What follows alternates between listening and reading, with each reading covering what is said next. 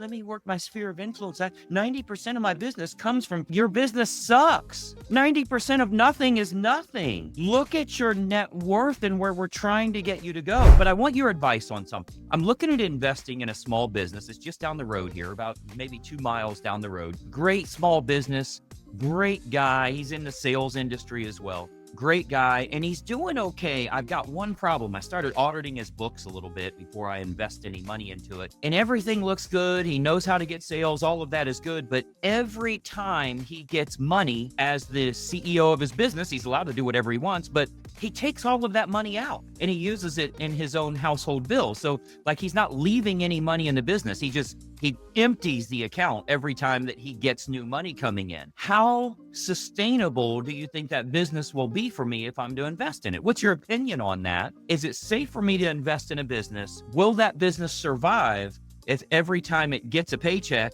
it sucks all the money out of that and puts it into its own household income? I think there's no other business out there.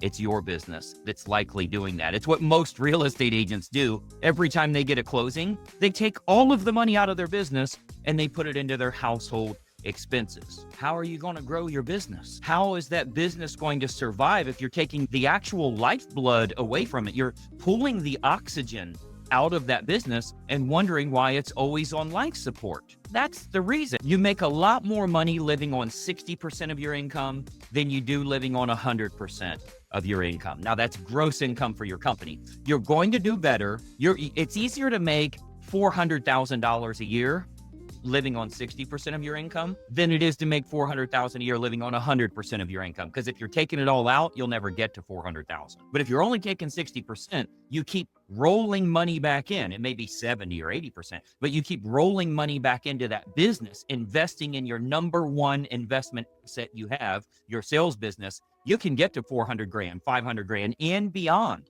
An awful lot of agents are doing far better than that. But what happens is when you're struggling, when you're taking all of the money out of your business, that business is always on life support. And every decision you have to make is based on, do I have the money to do that right now? You should never have to ask your checkbook for permission to grow your business. So who in their right mind would invest in a company where the CEO keeps taking all of the money out every time they get money? Every time a customer comes through and gives them a check, they take all that money and put it in their household. Greg, I don't have any other choice. That's how I survive. Then you're going to be in survival mode for 73 years in this business. So one of the biggest reasons a lot of agents fail is because they are not running it as a business. They're running it as a job, like the gross commission is an actual income, and they take all of their income and take it over to their household.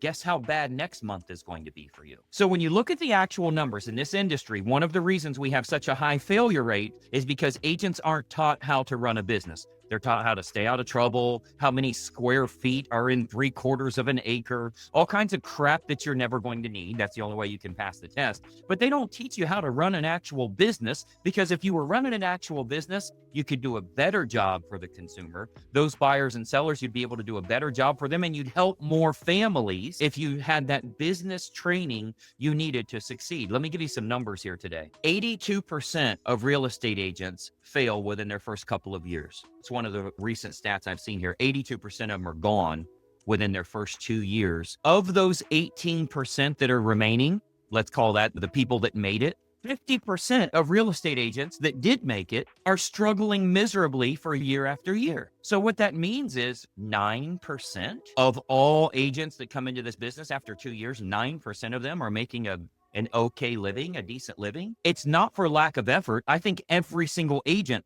wants to do well, is doing the very best that they can. I don't think it's a problem with the agent. I think it's a problem with the coaching or the training or the education that the agent has on how to run a business, on how to generate leads, convert those leads, but also how to invest their money wisely. There's an awful lot of people that invested horribly. And the problem is, if you look at money as oxygen in your business, as an example, if I said I was going to invest in your real estate business and today I wanted to inject $10,000 into your bank account strictly used for marketing with really good offers that you're marketing to the public to pick up buyers and sellers. Do you think that injection into your business would help you? Of course it would. So then why do you keep taking that away from you? It's not that you don't have any other choice or desperate times call for desperate measures or I got to pay my bills or whatever. It's just bad planning on the CEO's part. It's very simple. If the company has to live first, if the company doesn't have the money to give you, you can't take it. The company's needs, it has to stay alive. That oxygen. No different than if your child needed food, you would go hungry for a couple of days. You literally would eat 0 calories if it meant keeping your child alive. This is everything to you. So your business needs to be ran like a business, not a job that, oh, thank gosh, I finally got a paycheck. I'm going to take all of the money away. Again, using that hypothetical example at the beginning here, if there was a great company down the road here that the guy's awesome at sales, he's got great reviews online, all of his customers love him. The only one problem we have is every time his company gets money, he takes all of it and takes it to his household. That company's not going to survive. I don't care how good it is. That's not going to happen for a restaurant. If they have the best food you've ever had in your life, if the manager of that restaurant takes all of the money out of there every single day and then takes it home and uses it, that business will not survive. You know why? They can't buy more product. They can't advertise to get more customers. For the average, let's say a new agent, they've been doing it maybe a year or two, I can get them to make $1 million easier than I can get them to make 200 grand.